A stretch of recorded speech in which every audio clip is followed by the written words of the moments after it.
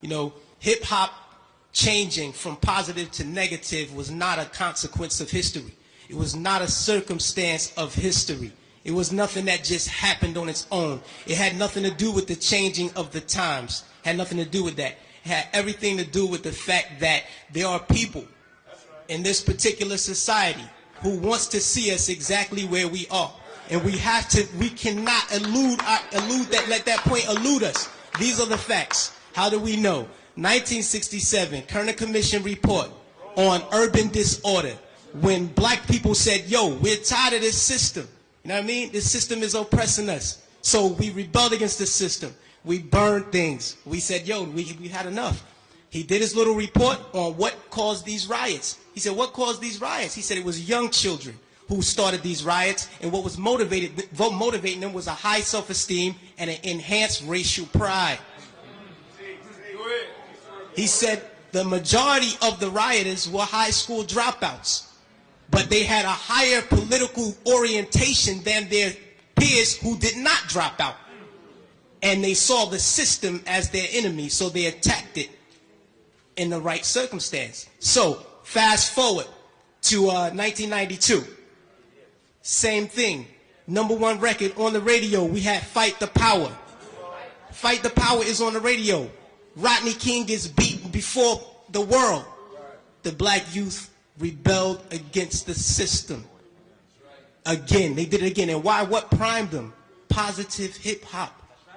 Primed them. Fight the Power, X-Clan, Brand Nubian. You had these groups out here who were pushing, who were politically orienting black kids in the right direction, giving them the proper prompters that they needed so that they can respond properly to oppression. All right? In 1967, when the riots happened, he saw that the self-esteem and the racial pride was fueling this. So he said, how do I bring that down so that they will not riot? And what he did, he flooded the airways with black exploitation movies. Nigga Charlie and the Return of Nigga Charlie. These were movies. Hip-hop didn't start calling people niggas. We had Shaft. We had Coffee. Black girl turned prostitute to do whatever. You know what I mean? But these black exploitation movies brought down the self-esteem and the racial pride so that the kids will not rebel against this system of oppression. 92, the racial pride was back in effect. We had black kids going to Dr. Ben Yuckinen lectures. We were spending our money to go see Farrakhan speak as opposed to going to a strip club. This is where we were. The most coveted article of clothing was a historically black college or university sweater. We were motivating children towards positive attitudes and lifestyles. And when Rodney King got the beating, heads responded properly. Fast forward to our day. Sean Bell is shot 50 times in the street in New York by police officers. #1 song on the radio, Like a Lollipop. Nobody do nothing. Nobody respond to nothing. Trust me. Trust me. Just like the brother, I believe it was JT, the Bigger Figure, who said that the label executives came to him and said, yo, brother, we need you talking about guns and whores.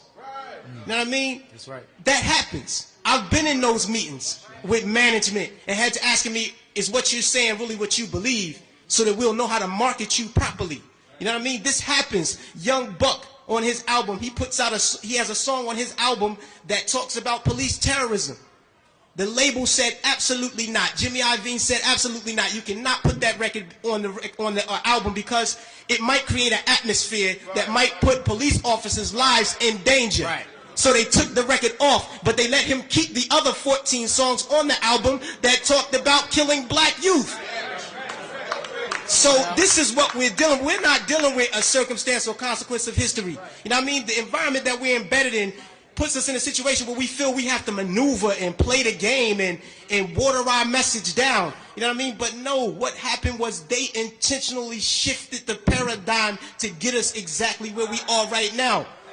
Right now, we're feeding the prison industrial complex right now. Our kids are going to prison because they're promoting these records. They're promoting these records daily that send us to jail. You know what I mean? It's cool to go to jail. You know what I mean? They glorify these things. And it's not the black youth. We're in a position where we get, like the brother said, the choice. You know, he said, yo, I chose the positive.